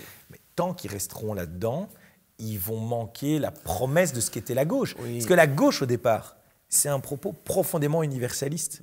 Et aujourd'hui, cette universalité a complètement disparu. Laissons-les dans leur erreur, parce que c'est une gauche comme ça, c'est le meilleur ennemi que la droite peut jamais avoir. Et dans cette erreur-là, ils concrétisent. Et je dis souvent ça, par exemple, de la candidature avortée de Lucie Castet à Matignon il y a quelques mois, où je pensais, au contraire, de beaucoup de personnes, qu'elle, à Matignon, aurait été un argument majeur pour la droite. Mais d'ailleurs, sur ces il y a juste un point quand on dit… Alors, c'est positif d'un point de vue purement tactique. Moi, comme président de parti, c'est évident que tant qu'ils sont dans leur délire, mais ça pose quand même deux problèmes. Le premier problème, c'est un problème par rapport aux tensions que ça fait naître dans la société. Parce que tu as parlé des manifestants pour le débat qu'on a fait, c'est des tensions qui viennent en fait parce qu'on importe le conflit à Gaza, on est en train de l'importer en Belgique. Donc ça… Vivre dans une société qui est de plus en plus violente parce que des types sont dans des recherches ou des combats identitaires ou qui importent des conflits étrangers, ça doit tous nous inquiéter. Ouais. Et le deuxième élément, c'est que c'est aussi une perte pour la démocratie. Parce que moi, j'aimerais débattre avec des gens de gauche de façon apaisée, avec des vrais éléments de fond sur une politique économique. Mais en fait, le problème de la gauche, c'est quoi? Le problème de la gauche aujourd'hui, elle est incapable de débattre de ces choses pour trois raisons. La première raison, c'est qu'elle n'a pas compris que la classe ouvrière, aujourd'hui, elle portait parfois une chemise blanche. C'est-à-dire que le raisonnement de la gauche a été de se dire les ouvriers, finalement, ils ont disparu, la chute du mur de Berlin, les ouvriers disparaissent puisque maintenant tout le monde travaille avec un laptop, etc. Et donc, il n'y a plus les grandes chaînes d'usines, etc. Donc, je dois me trouver un autre public. Et cet autre public, c'était surtout les minorités. C'est comme ça qu'ils ont basculé. Erreur grave. Aujourd'hui, tu peux porter un costume et une chemise blanche. Tu es un ouvrier des temps modernes parce que tu l'es par ta naissance, tu l'es par ton mode de vie, où tu n'as que ton travail pour pouvoir te développer, par rapport à l'investissement que tu mets pour tes enfants. Tout ça sont des caractéristiques d'une classe prolétaire, mais des temps modernes. Il n'y a rien de mal à ça. C'est des beaux mots. La gauche n'a pas perçu ça. N'a pas perçu qu'aujourd'hui, tu pouvais même être un peu confortable en termes de salaire, mais malgré tout, à partir du moment où tu ne vis que de ton salaire, ben oui, tu restes un prolétaire, tu n'as que ta force de travail pour vivre. Ça, c'est la première chose que la gauche n'a pas compris. La deuxième chose que la gauche n'a pas compris, c'est que par rapport à ces minorités, qui étaient un peu leur nouveau public, c'est qu'ils les ont résumés justement à leurs caractéristiques visibles. Mais aujourd'hui, il y a plein de gens qui viennent de la diversité, qui sont d'abord préoccupés par la qualité de l'école de leurs gosses, par le boulot. C'est la victoire de Trump, ça. Exactement. C'est que même si tu t'appelles Rodriguez et que tu es un latino et que la sécurité de la frontière t'importe, le pouvoir d'achat est ta préoccupation et ce n'est pas forcément les droits des transgenres. Tu veux que je te dise, aujourd'hui, c'est dans les quartiers avec des communautés d'origine étrangère où on entend parfois les discours les plus durs sur l'immigration. Bien sûr. Pourquoi? Parce qu'ils disent « moi je suis venu, je me suis intégré, etc. Oui. Et je n'ai pas envie que parce qu'on a une immigration qui n'est pas régulée, parce qu'on a des personnes qui sont en situation irrégulière, qui sont donc des publics plus propices pour des bandes criminelles ou autres, j'ai pas envie qu'on fasse l'amalgame. » Ils ferment la porte derrière eux. Et ça, ils ne l'ont pas vu. Mais oui, ils disent, voilà, les gens qui viennent ici, ils doivent bosser, ils doivent s'intégrer, etc., etc. Et la troisième chose que la gauche n'a pas vue, c'est qu'en réalité, cette course à la radicalité allait de plus en plus la couper de son caractère universel. Oui. C'est-à-dire qu'ils essayent de faire croire que leur discours est universel, mais aujourd'hui, il est hyper segmentant. C'est eux qui ont le discours le plus segmentant. Or, à partir du moment où la gauche n'est plus universelle, elle perd sa capacité à être aussi un grand parti de masse. Et donc, les trois phénomènes conjugués amènent aujourd'hui, finalement, toute une partie de leur électorat traditionnel en totale déshérence. Est-ce que tu vois, tu parlais des tensions internes de la gauche, et ça c'est quelque chose qu'on remarque et on ne peut être que choqué par cette contradiction, mais il semblerait qu'il y ait, dans ces gauches radicalisées dont tu parles, une cohabitation, une coexistence électorale entre d'un côté un conservatisme musulman de population soit étrangère, soit naturalisée belge ou française, mais qui gardent les mœurs de leurs ancêtres, plutôt conservateurs, et au contraire, un espèce d'hyper-progressisme sexuel, transgenre, identitaire, et que ces deux choses-là coexistent sans la moindre contradiction, et qu'au contraire, la droite française ou la droite belge peine à articuler un message pour ces populations qui pourtant ressemblent tant à notre vieille bourgeoisie catholique d'il y a quelques décennies. Et l'exemple qu'on cite souvent, c'est le musulman modéré français qui pense qu'il n'est pas trop fan du mariage gay et qu'une femme a le droit de travailler si elle veut, mais qui a une vision un peu plus traditionnelle du rôle de la femme comme mère de famille et comme femme, ça s'appelle accessoirement le catho français d'il y a 25 ans. C'est essentiellement, en termes d'identité, en termes culturels, un mec de droite. Et pourtant, on a complètement abandonné cet électorat-là et on laisse la gauche transgenre et récolter toutes les voix et les scores qu'ils font dans ces banlieues. Est-ce que tu trouves que c'est une analyse qui tient debout? Je pense, en tout cas, la droite populaire que j'ai voulu incarner et qu'on a réussi à incarner répond à ça. C'est-à-dire qu'aujourd'hui, la droite populaire, elle répond à la question de l'universalité des valeurs, la récompense du travail, la récompense aussi, ou en tout cas la conception d'une société avec certaines règles. C'est-à-dire, je suis libéral, mais je considère malgré tout qu'une société, parce que ce n'est pas contraire au libéralisme, c'est contraire au libéralisme dans sa tradition belge, qu'une société a besoin d'une série de règles pour fonctionner, de règles de fonctionnement. Et donc, cet élément-là nous permet d'aller voir un certain électorat. Aujourd'hui, si on parle vraiment de la communauté musulmane, je pense qu'il y a un vrai enjeu sur le port de signes convictionnels, oui. Et il y a un élément qui est très conjoncturel pour le moment, qui est le conflit à Gaza. Et ça, ce sont des éléments qui, à l'instant où je parle, sont parfois un peu plus compliqués dans les positions. Et c'est d'ailleurs là-dessus que la gauche s'engouffre à mort pour essayer de gagner les élections. La gauche à Bruxelles, elle fait élection sur le port du voile, sur l'abattage rituel et sur Gaza. C'est tout. C'est pour ça d'ailleurs que quand leurs élus se retrouvent au Parlement bruxellois, ils ne connaissent même pas le niveau de déficit de la région bruxelloise. Ils ne savent pas ce qu'ils doivent faire. Ils n'ont pas été élus là-dessus, les mecs. Ils ont répété un peu les mêmes trucs en permanence. Mais à l'exception de cet élément, qui ne sont pas des éléments anecdotiques, hein, la question de la laïcité, ce n'est pas du tout un élément anecdotique. Mais sur tout le reste, effectivement, aujourd'hui, dans ces quartiers, énormément de ces personnes cochent les cases de notre électorat, même pas sur des questions de valeur de société, juste sur le fait que ce sont des travailleurs qui veulent que leurs enfants aient une meilleure vie, qui croient encore en l'ascension sociale et donc qui ont des valeurs qui sont en fait les valeurs de la droite, les valeurs de prise de responsabilité, des valeurs qui effectivement reposent sur la méritocratie, fondamentalement dans les populations d'origine étrangère, dans les populations issues de l'immigration. Les valeurs de la droite, les valeurs du libéralisme sont hyper présentes. Et donc je pense qu'il y a encore un travail, mais nous on l'a fait, on a fait cette ouverture, que ce soit sur nos élus, sur notre présence de terrain. Et c'est un travail au fur et à mesure, essentiellement sur la question de la laïcité, qui n'est pas toujours simple à faire comprendre. Je pense que le meilleur moyen de le faire comprendre, c'est d'expliquer qu'aujourd'hui, le comportement qu'on a vis-à-vis de l'islam, c'est le comportement que nous avons eu, il y a de ça quelques décennies, à l'égard de la religion catholique. Oui. On a dit à la religion catholique, vous restez à la maison. Aujourd'hui, on dit juste à l'islam, ça reste à la maison, la question de la religion.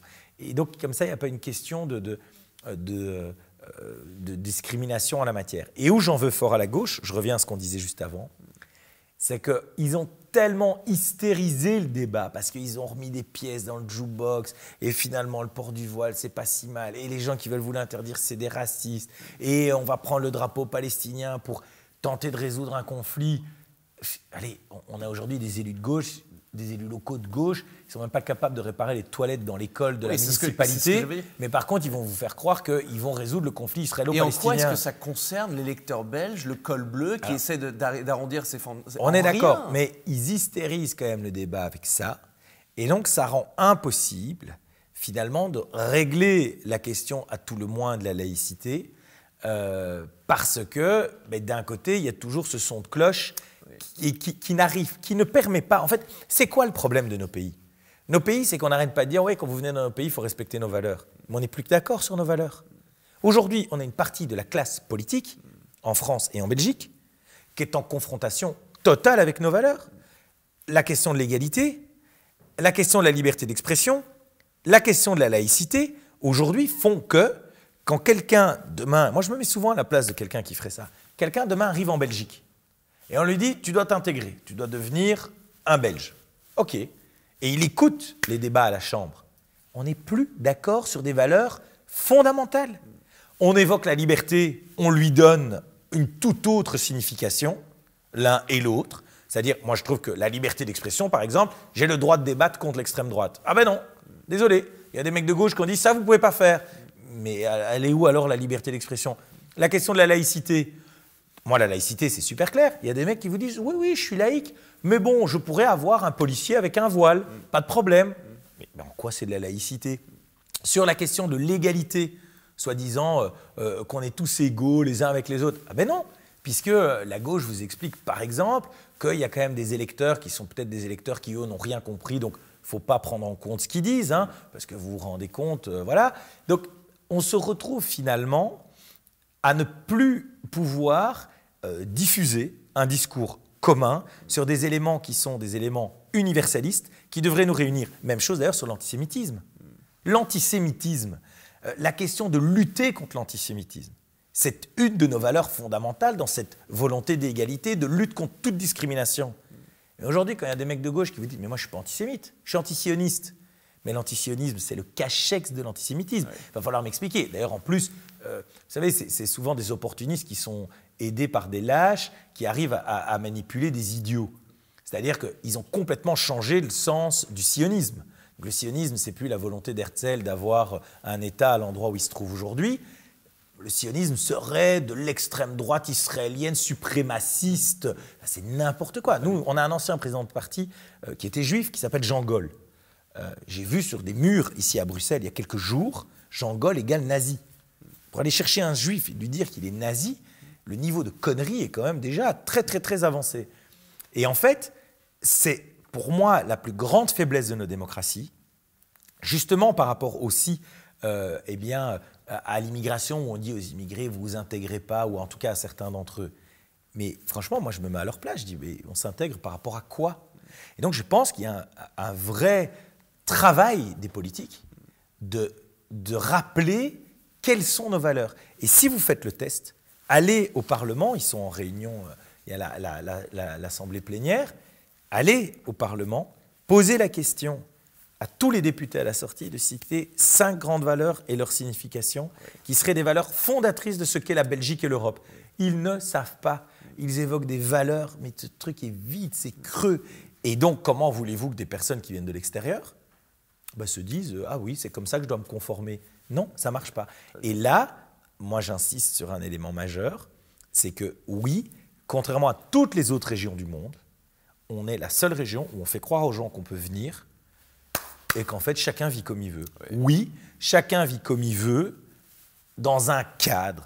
Et ce cadre, c'est quelques valeurs fondamentales qui permettent le vivre ensemble. Et cet élément-là, aujourd'hui, n'est plus acceptable en politique. D'ailleurs, on s'est fait avoir avec un élément majeur, c'est qu'on nous a toujours dit que c'était de l'intégration. Moi, je pense qu'il faut un mix d'intégration et d'assimilation. Il y a des éléments, c'est un mix. Bien évidemment, les gens doivent pouvoir garder des traditions culturelles à la maison, ils doivent pouvoir s'habiller comme ils veulent, avoir la religion qu'ils souhaitent, etc. Mais il y a une part d'assimilation, c'est que par exemple, dans l'administration, on ne s'habille pas comme on veut, c'est qu'on a un calendrier. Bien sûr. Cette idée selon laquelle on pourra avoir des vacances à la carte, c'est le bordel dans une société. Si maintenant chacun peut prendre congé à des moments de fêtes religieuses, etc., on ne va jamais s'en sortir. Si la question de port de signes convictionnels dans une série de structures, là aussi, est laissée à l'appréciation à la carte, il n'y a plus de vivre ensemble possible.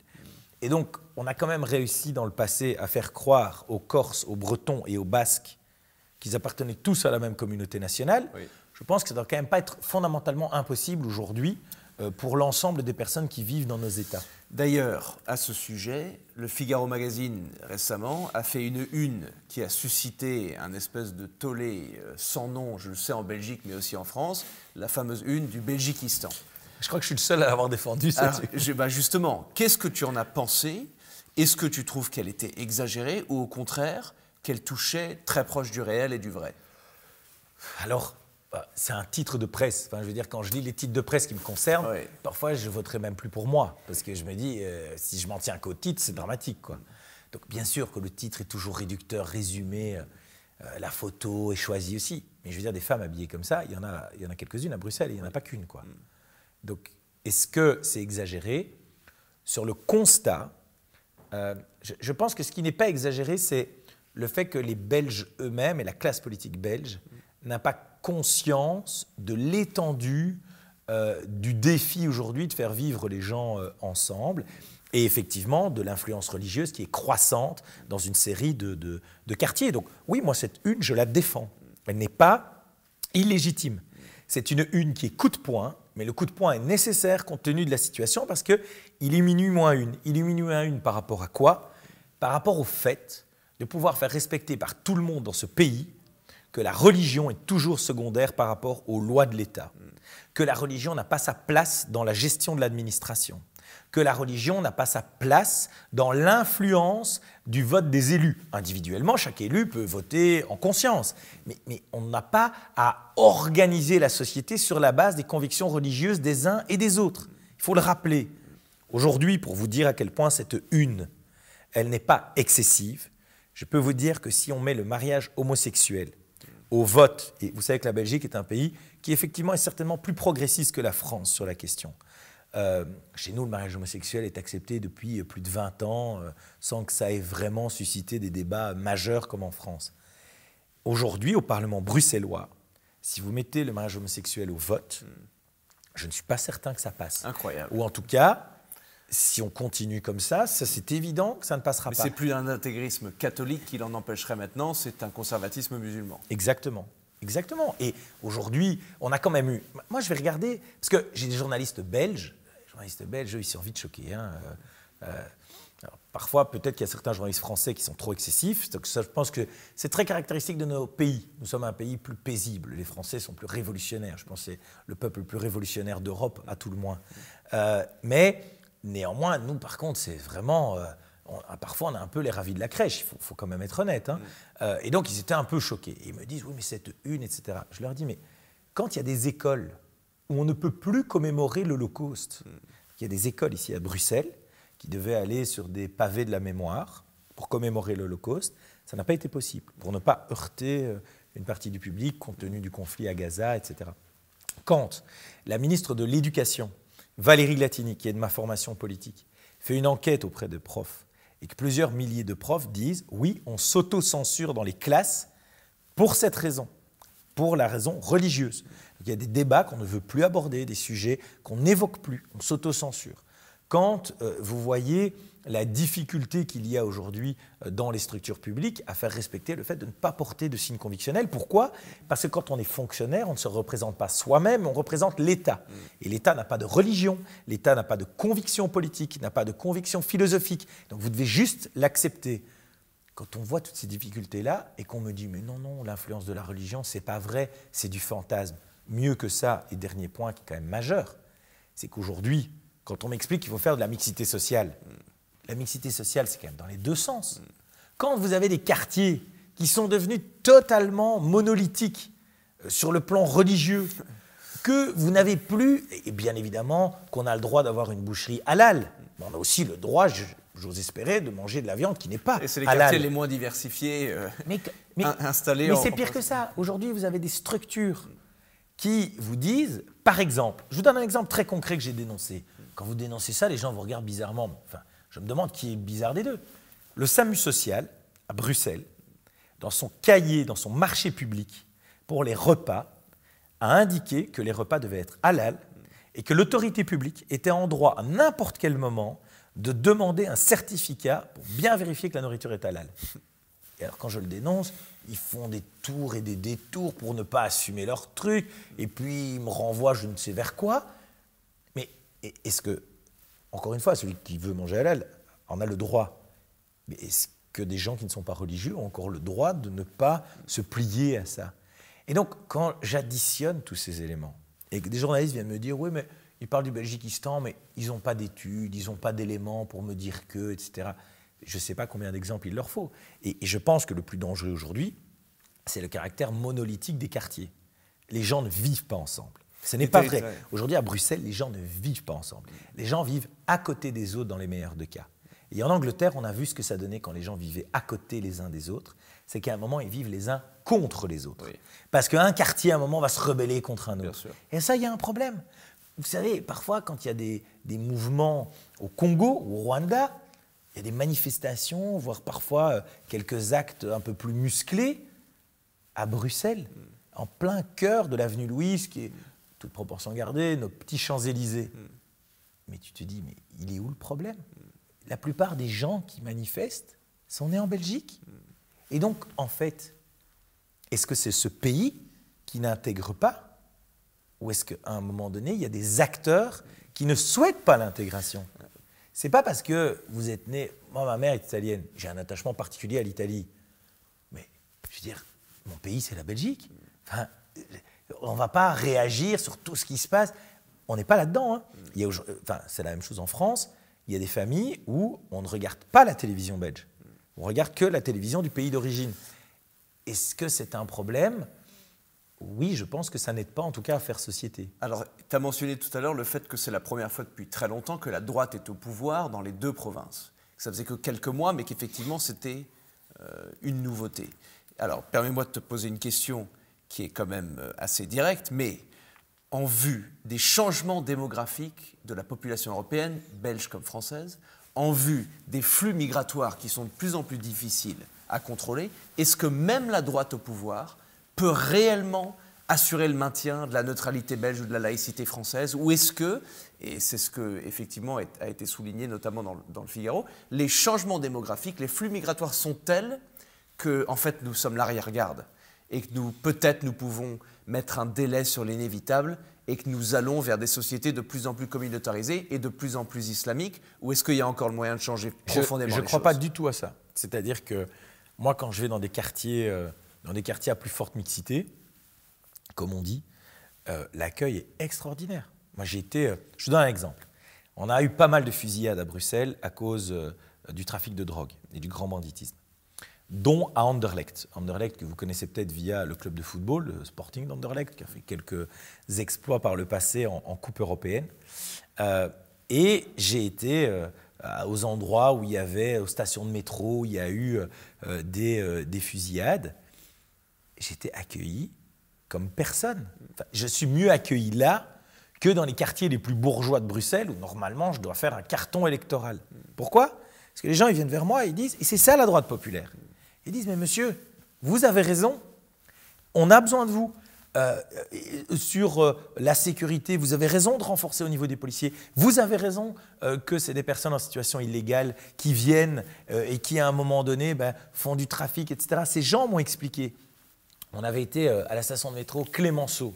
Sur cette place, il y a énormément de gens issus de la diversité. Ils étaient les premiers à me dire, ils avaient en fait mis sur pied, pour tout vous dire, un petit peu une organisation entre voisins pour faire en sorte que toutes les personnes qui étaient en situation illégale et qui venaient faire du commerce à la sauvette chez eux puissent sortir. Et puis maintenant, ils font un peu la même chose quand ils voient des gars un peu suspects en termes de trafic de drogue ou qui porteraient des armes. Et donc, moi, je ne crois pas, parce que ça serait rentré dans la logique de la gauche. C'est vrai que la gauche pense que l'électorat issu de la diversité leur appartient. Ils ne croient plus en la gauche. Ils ne croient plus en la gauche. Est-ce qu'ils arrivent à nous faire confiance pour autant? Je pense qu'on a encore un travail de pédagogie auprès d'une série d'entre eux. Mais aujourd'hui, et ça c'est une bonne chose par contre, et c'est pour ça que j'ai toujours été convaincu que le meilleur vecteur d'immigration c'était le travail. Aujourd'hui, vous avez des cadres supérieurs issus de la diversité. Ces gars-là, ils votent pour nous, parce qu'en tant que cadres supérieurs, ils ont pigé que c'est nous qui comprenions un peu mieux l'économie, etc. Alors, ça ne veut pas dire, parfois, même dans des milieux très élevés, ils continuent parfois à avoir des réticences ou autres. Mais je ne pense vraiment pas, et on l'a dit tout à l'heure, énormément de ces gens qui viennent dans notre pays ou qui sont à la 2e ou 3e génération sont des profonds libéraux. Ils sont peut-être encore plus libéraux, et donc avec les valeurs de la droite, je sais qu'en France, c'est parfois perçu différemment, ils sont encore plus libéraux que les nationaux. Parce que quand vous quittez un pays pour un autre, vous le faites pour améliorer votre vie. Et vous le faites parfois en prenant de grands risques. Donc travailler, ça ne vous fait pas peur. Faire des efforts, ça ne vous fait pas peur. Faire des horaires longs. Moi, j'ai beaucoup de gens qui viennent en Belgique et qui disent « Mais vous, votre problème, c'est qu'en fait, vous ne bossez pas assez. Nous, on bosse beaucoup plus. » D'ailleurs, aujourd'hui, dans toute une série de secteurs économiques, c'est terrible de le dire, mais il y a soit des sous-traitants, soit des personnes même d'origine d'autres pays, soit des gens qui viennent de leur pays d'origine pour travailler dans des secteurs, parce qu'on n'arrive même plus à trouver de la main-d'œuvre dans notre pays. Ces gens-là, ils sont profondément de droite. C'est des mecs qui font le travailler plus pour gagner plus. Oui. Pourquoi ils voteraient pour la gauche? Alors je sais que la gauche va continuer à essayer d'instrumentaliser une partie d'entre eux sur des questions identitaires. Mais là, on doit être fort, on doit résister, mais l'enjeu, il est au-delà de nos résultats électoraux. L'enjeu, c'est le maintien de notre démocratie. Aujourd'hui, moi, je suis profondément effrayé par l'attitude de la gauche par rapport à la laïcité, par rapport à la communauté juive. J'étais hier aux 55 ans du centre juif de Belgique. Les témoignages qu'on a entendus là-bas sont incroyables. Aujourd'hui, si vous avez un signe distinctif, sur le plan religieux, une étoile de David, ou même qu'on connaît votre nom ou votre identité, et que vous êtes juif, il y a certains quartiers qui vous sont interdits. Pourquoi est-ce que la gauche tolère ça? Est-ce que c'est par électoralisme? Est-ce qu'ils font le pari des banlieues et des communautés qui sont le plus favorables à elles? Est-ce qu'ils le font parce que, comme on a pu le voir notamment dans le milieu universitaire, il y a une espèce d'auto-flagellation par rapport à notre propre histoire et qu'en fait, la désintégration de nos sociétés, si nous sommes que des colonialistes et des racistes et des xénophobes, est plutôt une bonne chose? Est-ce qu'ils vont si loin dans leurs calculs? Est-ce que c'est purement par... Je pense qu'il faut 4 catégories de personnes pour arriver à la situation à laquelle on est. Il faut tout d'abord des vrais extrémistes, des vrais radicaux. Oui. Et ça, c'est les vrais malins. C'est ceux qui diffusent les messages. Au départ, peut-être dans l'associatif, peut-être... Donc, eux, c'est des radicaux qui soit sont eux-mêmes parfois religieux, mais souvent, c'est plutôt des militants un peu extrémistes. Oui. Et pourquoi? Parce qu'en fait, ils vivent effectivement cette idée que comme on a été des pays colonisateurs, on porte le mal en nous. C'est des gens qui se détestent eux-mêmes, en fait. Oui. Moi, je suis d'ailleurs sidéré, c'est que l'Occident a cette caractéristique propre qu'on ne voit nulle part ailleurs dans le monde, d'avoir une part de sa population et souvent de ses élites, parce que ce n'est pas dans la population en général qu'il y a une partie significative de ces élites qui se détestent elles-mêmes. Bien sûr. Et ils se détestent à un tel point qu'ils sont prêts à mettre en œuvre, sciemment ou pas, ça dépasse mes compétences, mais à mettre en œuvre une destruction de nos modèles de société. On a plein d'intellectuels qui disent la décolonisation de l'espace public, par exemple. Donc les mecs, ils veulent retirer les statuts de nos rois, en l'occurrence, en particulier Léopold II. Il était notre roi quand même, on ne va quand même pas effacer son nom des livres d'histoire. Et Léopold II, la colonisation au Congo était affreuse.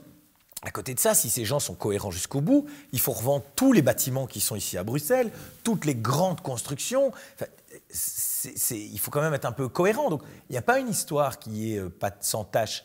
Mais bien évidemment, il faut l'assumer, il faut parfois s'excuser, il ne faut pas être de la repentance éternelle. Exactement. Ça n'a aucun sens, parce que si on commence à jouer à ça, mais on va aller demander aux Italiens s'ils ne peuvent pas un peu nous rendre quelques pierres, etc., de l'époque de l'Empire romain. Ça devient complètement ridicule. En plus, ça amène à une concurrence victimaire. Donc, il faut des radicaux. 2, il faut des opportunistes. Les opportunistes, eux, ils pigent qu'il y a un coup à jouer, en fait. Ça, c'est ceux qui le font, et ça, c'est la logique maximale. C'est ceux qu'on retrouve à la tête de partis politiques, des candidats, etc. Vous savez, on va être cash, hein. Moi, j'ai des mecs qui veulent faire de la politique, issus de la diversité, et ils viennent et ils disent « Qu'est-ce que le MR a à me proposer ?» Je dis « Écoutez, je ne sais pas, vous êtes jamais présenté, etc. » « Ouais, mais moi, je suis issu de la diversité. Hein. Donc, ça représente quelque chose. Parce que... » Et puis, ils vont au PS, puis ils vont chez Défi. Des transfuges entre partis, il y en a plein à Bruxelles. Hein, parce qu'il y a une série d'entre eux qui estiment que comme ils sont issus de la diversité, que leur communauté va les suivre, à tort ou à raison, et que donc c'est monnayable. Donc ça veut dire qu'on utilise la question de l'appartenance d'origine comme un outil électoral qu'on monnaie. Donc plein d'opportunistes là-dedans, plein d'élus qui crient au racisme tous les 4 matins. 3e catégorie, ça, ce sont les idiots. Et ça, il y en a beaucoup. Alors, idiot, c'est méchant, c'est surtout inculte. C'est-à-dire qu'on raconte n'importe quoi, on le répète, on le répète, on le voit sur TikTok, sur Instagram, donc c'est devenu la réalité. Ça, c'est comme ça qu'on arrive à manipuler une grande masse. Et la 4e catégorie, c'est les lâches. Et les lâches, ça, c'est l'autre partie de la classe politique, pour beaucoup d'entre eux. C'est-à-dire qu'ils voient les opportunistes l'exploiter, et eux, comme ils n'ont pas envie de subir ce que je subis, c'est-à-dire des messages d'insultes ou de menaces tous les jours, j'en ai tous les jours, ou des tags avec son nom, boucher ou bûcher, à mort, etc., que d'ailleurs la région bruxelloise laisse sur les murs depuis 2 mois.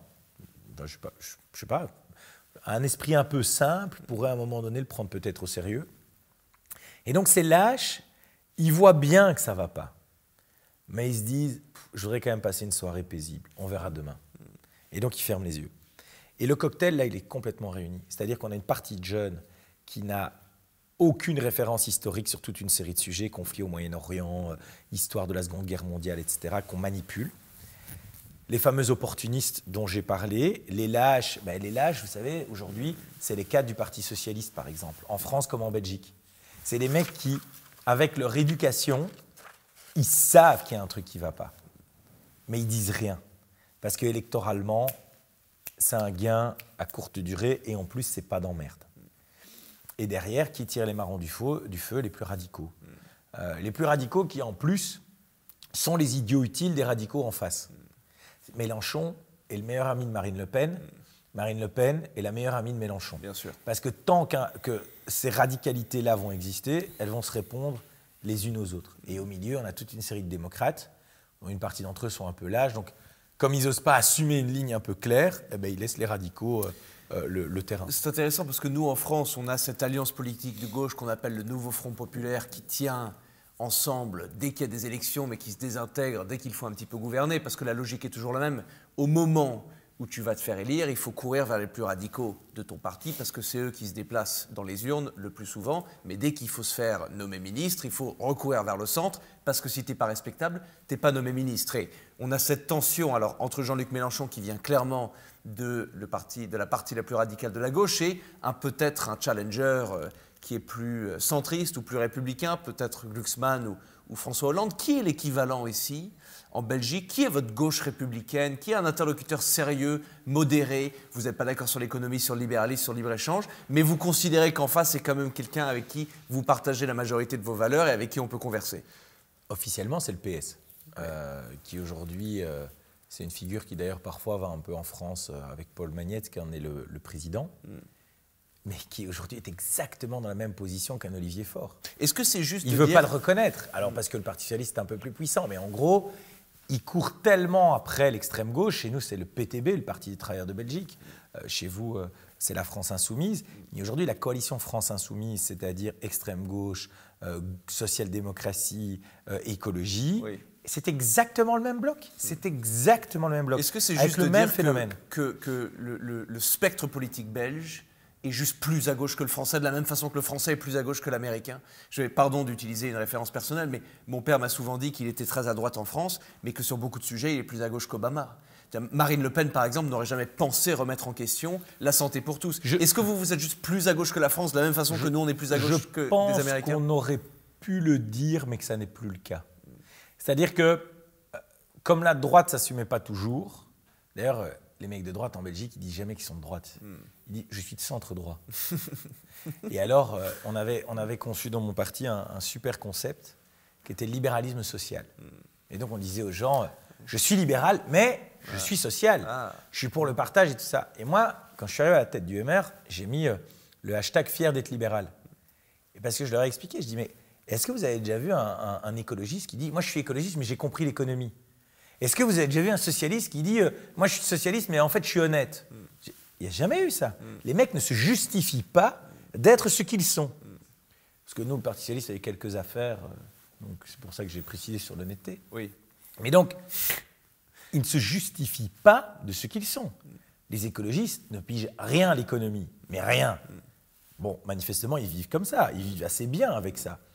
Les socialistes, et c'est le grand problème de la social-démocratie, c'est qu'ils faisaient campagne à gauche, ils gouvernaient au centre, parfois même centre-droit, parce que la réalité les rattrapait. Donc voilà, ils ne se sont jamais justifiés. Nous, on se sentait toujours obligés de se justifier. Et ça, c'est le truc que j'ai changé, je pense, très modestement au niveau de mon pays, en tout cas dans mon parti, c'est de dire, non, on va assumer qui on est. Et donc moi, quand on me pose la question, je dis, je suis de droite. Et je suis fier d'être un homme de droite. Et je suis de droite libérale, mais je n'ai pas besoin de m'excuser pour ce que je suis. Et donc, oui, pendant une série d'années, on a pu croire ça, mais vous savez, la sociologie de notre population en Wallonie, c'est la même que celle du nord de la France. Hein. La sociologie de Mons, de Liège, de Charleroi, c'est la sociologie qu'on peut retrouver du côté de Lille, Valenciennes, Maubeuge, je parlais d'Hénin, Beaumont tout à l'heure.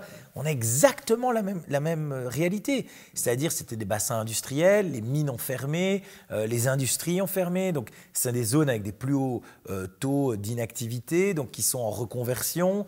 Et donc les réalités vécues par les gens sont des réalités assez semblables. Et donc moi, c'est le constat que j'ai fait. J'ai dit, mais il n'y a pas de raison que ça soit fondamentalement différent, si ce n'est la chape de plomb que le Parti socialiste avait réussi à mettre. C'est-à-dire, comme le Parti socialiste était le parti dominant et qu'on est un régime de coalition, le PS agissait un petit peu comme le grand frère dans la cour de récré, le mec un peu costaud, en disant « si t'es pas gentil avec moi, je te tape. Tu seras peu au gouvernement. » Et donc, tous les autres partis attaquaient quelque peu le PS, mais il fallait quand même pas trop les attaquer, il fallait garder des relations. Et d'ailleurs, sur mon premier mandat de président, ça a été tout un enjeu, parce que moi, je n'ai pas fait ce choix-là. Et je vais tout le temps rassurer en interne en leur disant, mais s'ils peuvent nous mettre dehors, ils le feront. Donc notre seule possibilité, c'est de faire un résultat électoral qui nous rend incontournables. Donc arrêtez de croire que parce que vous leur envoyez un petit mot gentil, ils vont vous garder. Moi, si j'étais à la tête d'un parti de gauche, je n'irais jamais faire une alliance avec un mec de droite si je peux m'en passer. Donc je leur ai dit, la seule solution pour nous, c'est d'être incontournable. Et c'est ce qu'on a fait. Georges-Louis, est-ce qu'on peut t'imaginer un jour Premier ministre? Est-ce que tu penses à cet office-là? Est-ce que l'éventualité est proche? Et est-ce que aussi, je sais qu'on en a déjà un petit peu parlé, tu penses à faire implanter le MR en Flandre? Et si oui, est-ce que ça pourrait être, peut-être une première, la création d'un parti profondément national? Ouais, effectivement, en fait, il faut savoir qu'en Belgique, il n'y a pas de parti sur le plan national.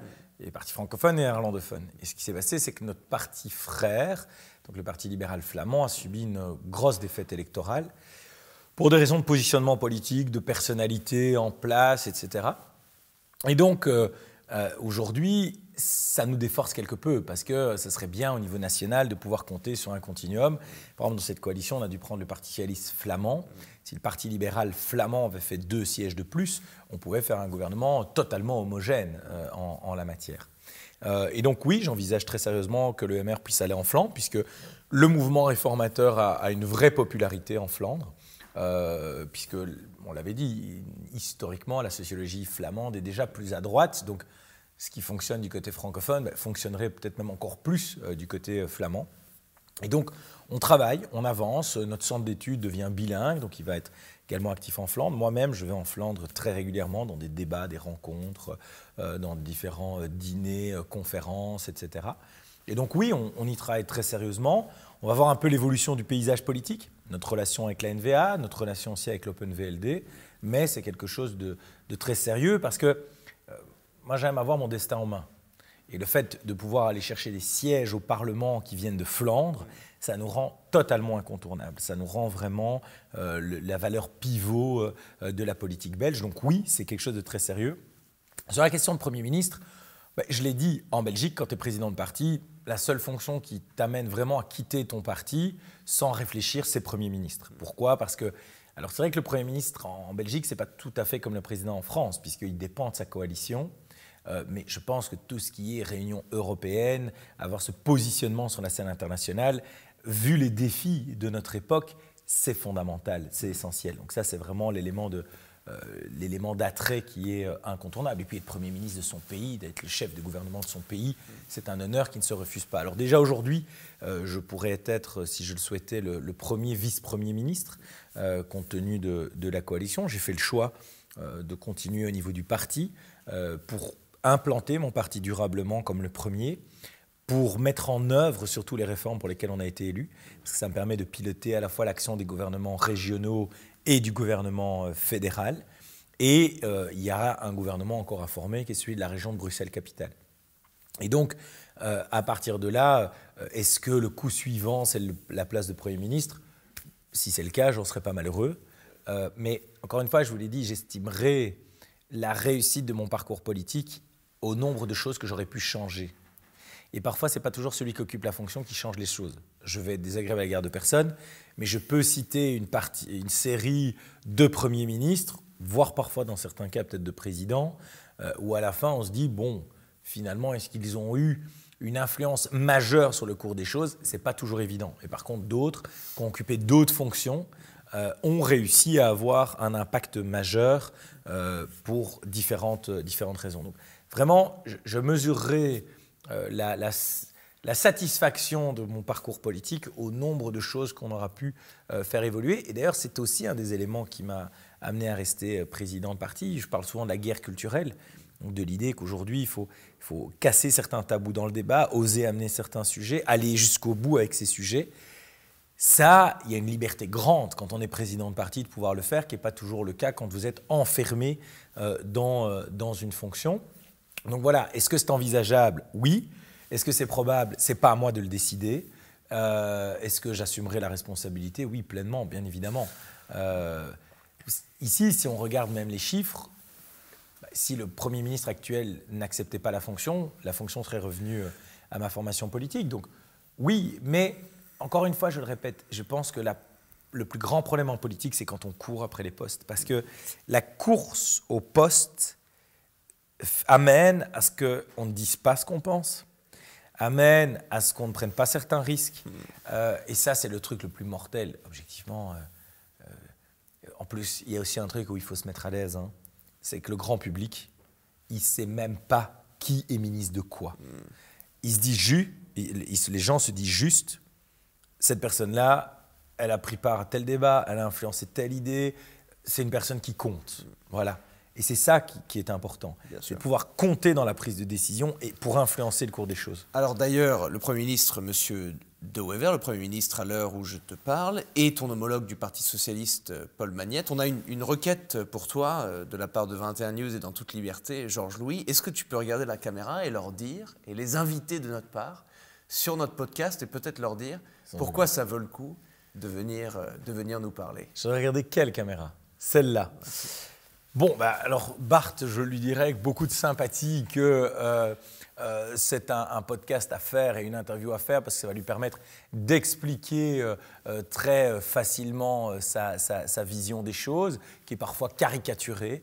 Et je dirais que finalement, pour Paul Magnette, ce sera aussi peut-être l'occasion de pouvoir détailler ce que parfois je peux lui reprocher, je pense légitimement, d'être des slogans. Et donc je pense que pour l'un comme pour l'autre, eh bien, le temps dont on dispose ici, la facilité que l'on a à pouvoir développer des arguments contraste avec tout ce qu'on peut avoir sur n'importe quel autre média. Et donc ça permettra et au Premier ministre d'expliquer sa vision politique et l'action du gouvernement, et à Paul Magnette de pouvoir expliquer ses désaccords. Je préviens les deux, à titre amical, même si je suis plus confiant pour l'un que pour l'autre, qu'il faut venir avec des vrais arguments. Parce que quand on est sur un format long, il ne suffit pas de rester sur l'écume des choses, il faut vraiment rentrer en profondeur.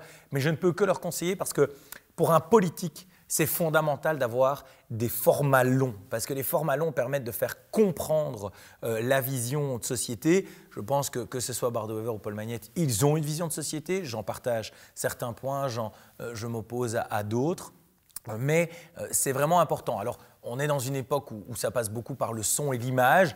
Avant, on avait plutôt tendance à écrire des livres. Je pense que l'avantage que ça passe par le son et l'image, c'est aussi une manière de pouvoir le diffuser beaucoup plus largement sur toutes les catégories de la société, quel que soit le temps ou l'intérêt dont les gens disposent. Donc vraiment, n'hésitez pas à venir débattre et surtout à exposer votre vision des choses sur 21 News. Merci Georges Louis. Et d'ailleurs, je tiens à dire à ces deux personnages comme à n'importe qui d'autre que ce format long, justement, n'a aucune vocation à être un champ de mine. On ne veut piéger personne. Ce qu'on veut, c'est comprendre d'abord et ensuite pousser à expliquer et peut-être même à défendre. Merci. Surtout qu'on a plus de chances d'être piégé sur un format court. Parce qu'il y a plein de sujets compliqués. Le format long devrait rassurer. Exactement. Parce que le format long, tu as la maîtrise. Mais bien sûr. Et donc, si dans un format long, tu ne dis pas vraiment l'ensemble, tu es le seul responsable. Et donc, le contrôle est souvent meilleur que la confiance et les formats longs donnent beaucoup plus de contrôle. Merci Georges Louis Boucher. Merci beaucoup. À très bientôt.